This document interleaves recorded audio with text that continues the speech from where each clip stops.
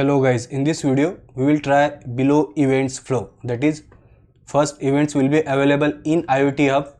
From IoT Hub, events will be delivered to Event Hub, and from Event Hub, events will be delivered to Azure Function. Now, as a real-time application, imagine you are working on an application where events from IoT fire panel devices are managed. So these fire panel devices, they are fitted in buildings, malls, hospitals. If fire or smoke is detected, these devices, they will send events to the IoT Hub. These fire or smoke events, they are then displayed in our application, and finally our application, it is web app and mobile app. Now this will be the flow. So events will first arrive in IoT Hub, from IoT Hub to Event Hub, and then we will have three consumer groups. So via consumer group 1, events will be saved to the Cosmos database via Azure Function. Using consumer group 2, events will be sent to the SignalR via Azure Function, and using consumer group 3, events will be sent to the Notification Hub. And guys, this is just an overview of our application, okay, and we are not going to cover everything in this video. So what we will cover in this video? So we will create IoT Hub resource in Azure portal, and we don't need actual IoT device to send events to this IoT Hub. We will use Raspberry IoT Stimulator to send events to IoT Hub. Then we will create a route in Azure portal to deliver messages from IoT Hub to Events Hub. And finally, we will create Azure function for Event Hub trigger, and we will check the contents of events by adding a debugger in that Azure function. We will not write any logic in that Azure function to save the events to Cosmos database. Now we are in Azure portal, and let's create our IoT Hub. So I will click on this IoT Hub, create IoT Hub. Let's select resource group. So as of now, I will select RG Event Hubs as a resource group. I will give the name. So I will say Harshal IoT Hub.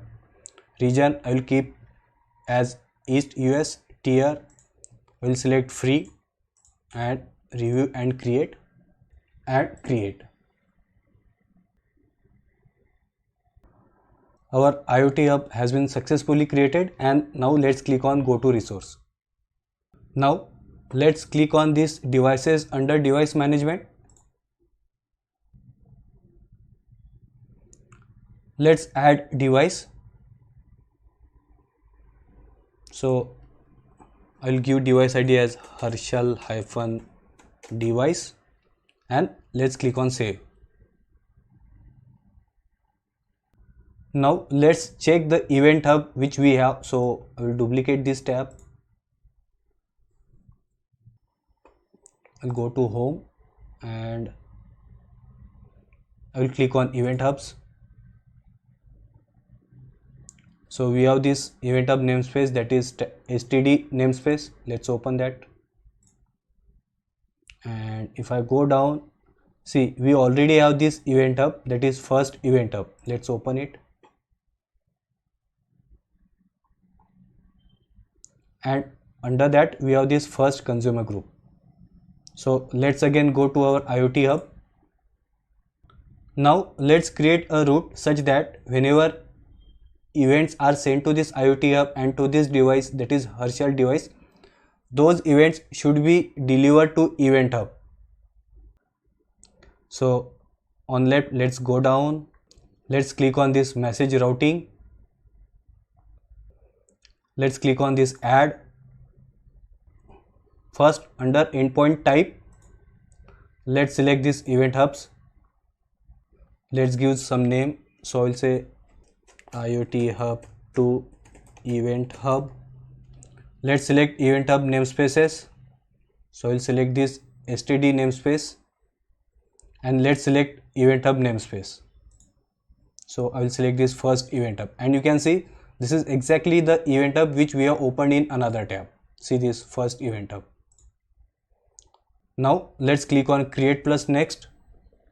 Let's give a name to this route. So I will say route IoT Hub to Event Hub. And now let's click on this create plus keep enrichments. And you can see our route has been successfully created. That means whenever the events are sent to this IoT hub, to this device, those will be delivered to event hub. Now we want to send events to this IoT hub device, right? So for that let's open a new window in browser and let's type Raspberry IoT Stimulator, and let's open this first one. Now sending events using this stimulator is really simple. We simply need to provide the connection string of our IoT device on this line number 15. So again let's go to our portal and let's click on devices.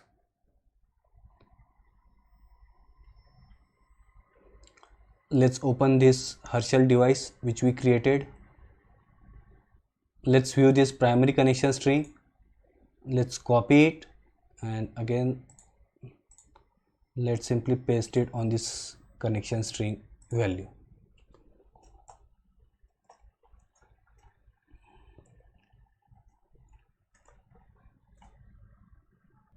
Now let's scroll down, and if you see from this line number 27 to this line number 33, so that is the actual event or actual event data which we are sending to IoT hub.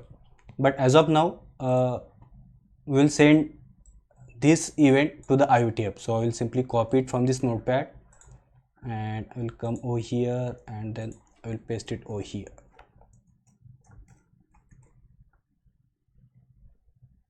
And finally let's simply click on run.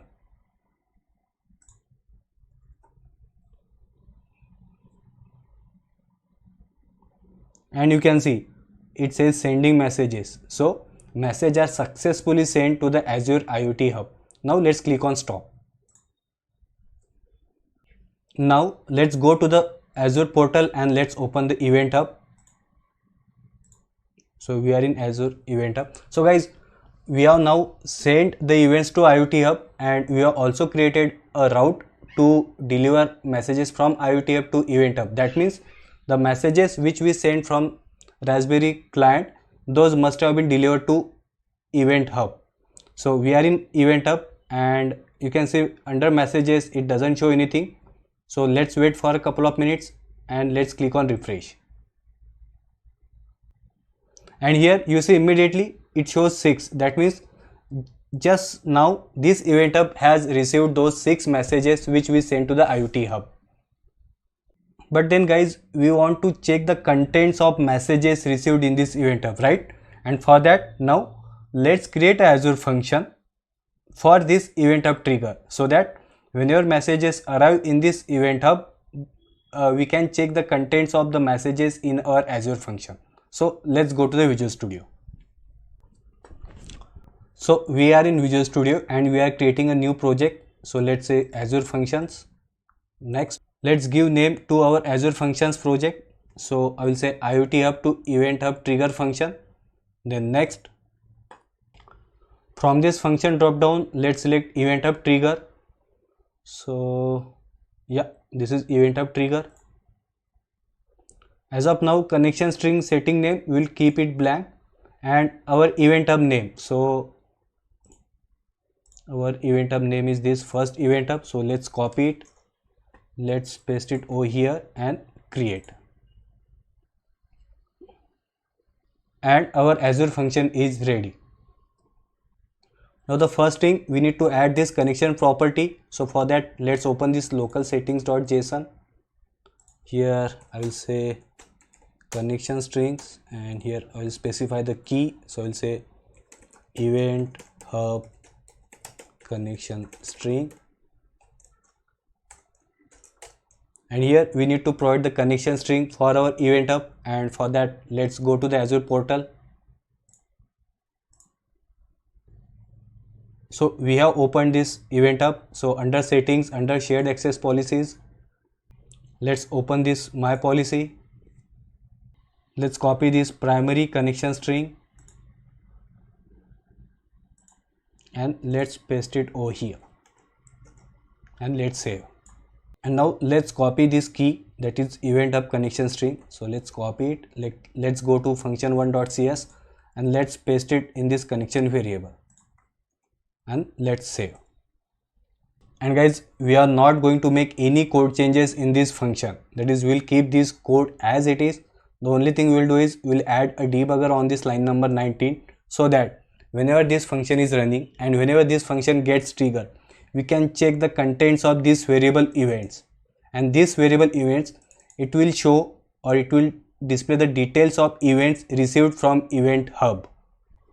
So we are all good, and now simply let's run our function app.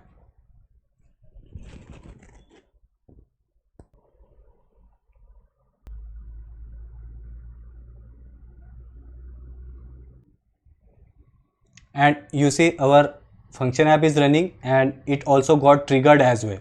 And if I go to Visual Studio and if I check the contents of these events, let me expand this and let me check the latest event. And here you see event body, and it shows device ID 1234, device type is smoke detector, logical address and reading value. And this is exactly the data which we send to IoT Hub. I mean, if I open this notepad, you can see here, and this is exactly the data which we sent to the IoT Hub. So that means the data which was sent to the IoT Hub, it got delivered to Event Hub, and via Event Hub it was picked up by the Azure Function. Okay, so that's it guys. Thanks for listening.